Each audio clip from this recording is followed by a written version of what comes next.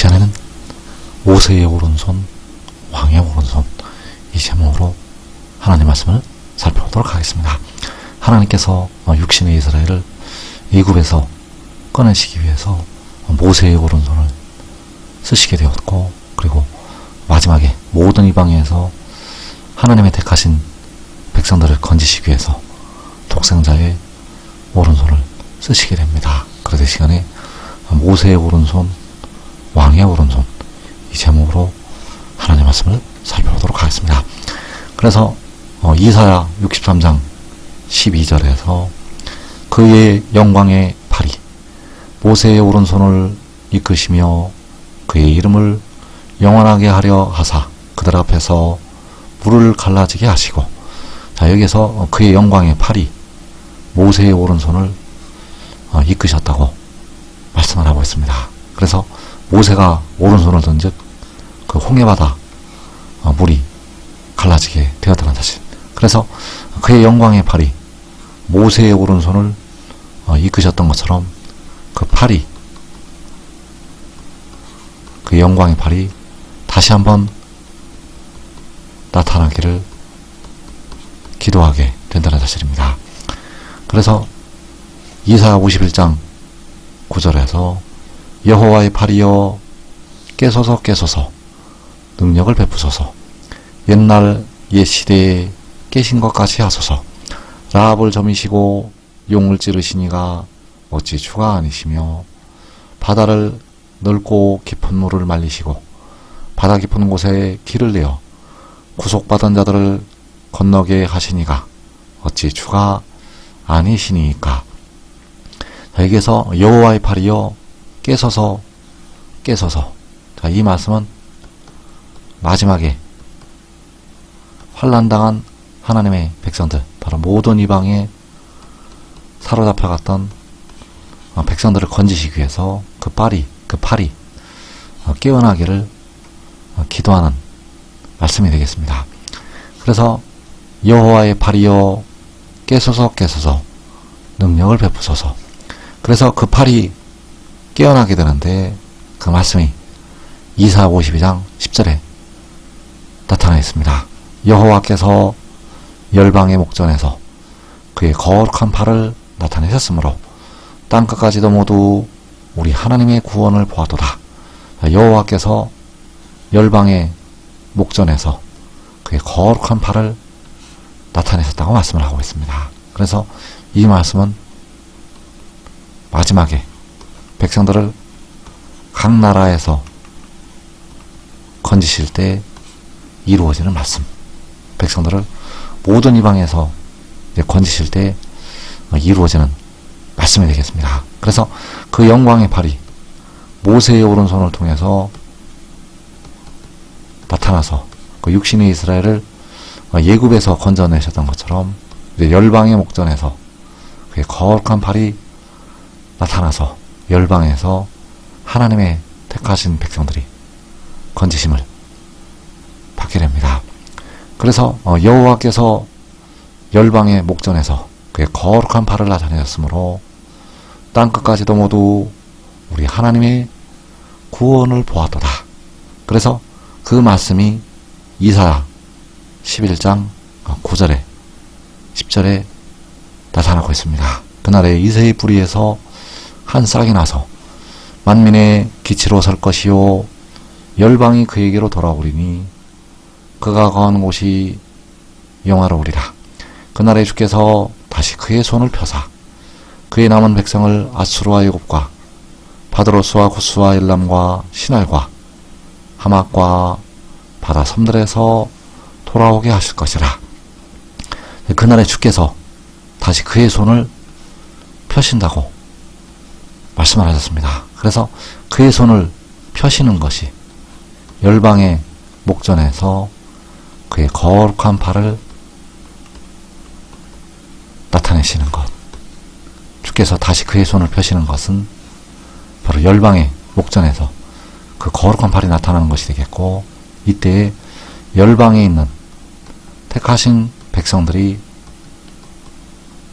돌아오게 됩니다. 열방에 있는 하나님의 택하신 자녀들이 돌아오게 된다는 사실입니다. 그래서 그날에 주께서 다시 그의 손을 펴신다고 말씀을 하시고 있습니다. 그래서 여호와께서는 그 권능의 손을 펴시게 되는데 독생자의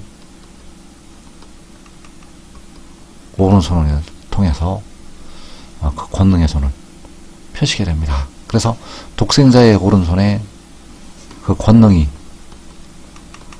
먼저 임하게 된다는 사실입니다. 그래서 시편 45편 4절에서 왕의 오른손이 왕에게 놀라운 일을 가르치리이다. 자, 왕의 오른손, 그 왕의 오른손에 하나님의 권능의 손이 나타나게 된다는 사실입니다. 과거에 육신의 이스라엘을 건지시기 위해서 모세의 오른손에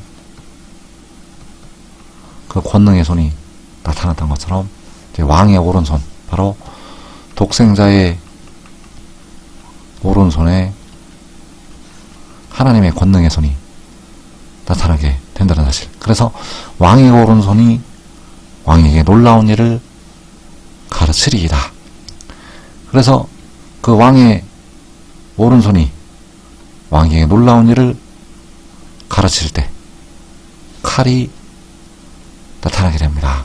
그래서 시편 45편 3절에서 용사여 칼을 허리에 차고 왕의 영화와 위엄을 입으소서.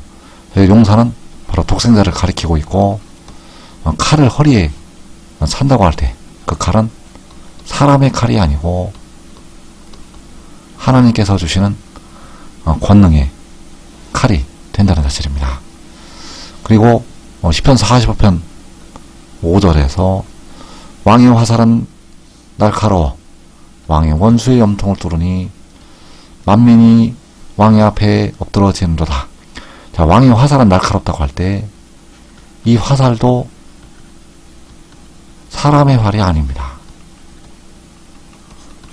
사람의 활이 아니고 하나님께서 나타내시는 권능의 활. 그래서 그 칼과 그 활로 원수들이 심판을 받고 모든 이방, 백성들을 해야 했던, 백성들의 피를 흘렸던 모든 이방이 심판을 받게 됩니다. 그래서 왕의 오른손이 왕에게 놀라운 일을 가르치게 되는데 칼이 나타나고 활이 나타나서 하나님의 권능을 보이게 된다는 사실입니다. 그래서 그 칼과 활이 나타나게 되는데 그 독생자가 동쪽에서 올라오게 됩니다. 이사 41장 2절에서 누가 동방에서 사람을 일깨워서 공의로 그를 불러 자기 발 앞에 이르게 하였느냐. 열국을 그의 앞에 넘겨주며 그가 왕들을 다스리게 하되 그들이 그의 칼에 티끌 같게 그의 활에 불리는 조개 같게 하며. 자, 만군의 여호와께서 처음에도 나요 나중 있을 자에게도 내가 곧 그라고 말씀하시는 만군의 여호와께서 동방에서 동쪽에서 사람을 일으키시게 됩니다.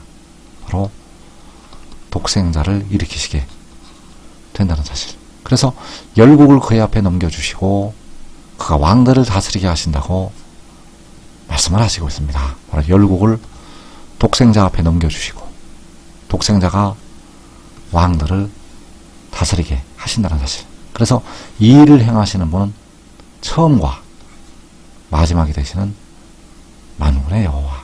그래서 그 열국과 왕들이 그의 칼에 티끌 같게 그의 활에 불려가는 초계 같게 하신다고 말씀을 하시고 있습니다. 그래서 시편 45편 3절에서 용사여 칼을 허리에 차고. 자, 이 칼이 바로 이사 41장에서 그의 칼에 티끌 같게 하신다고 하는 그의 칼이 되겠고, 또 시편 45편 5절에서 왕의 화살은 날카롭다고 할 때 그 왕의 화살이 이사 41장에서 그의 활에 불리는 촉에 같게 하신다는 그의 활이 된다는 사실입니다. 그래서 하나님께서는 이 칼과 이 활로 악을 행했던 이방 나라들을 심판하시게 되고 하나님의 택하신 자녀들을 건지시게 된다는 사실입니다. 과거에 모세의 오른손을 통해서 애굽에서 육신의 이스라엘을 건지셨던 것처럼 하나님께서는 열방에서 왕의 오른손, 바로 독생자의 오른손을 통해서 백성들을 건지시게 된다는 사실입니다. 그래서 지금 믿고 순종하는 자들은 자기와 자기의 가정이 이 땅의 큰 시험의 뜰을 면하게 됩니다. 이 복된 자리에 꼭 들어가기를 축원합니다.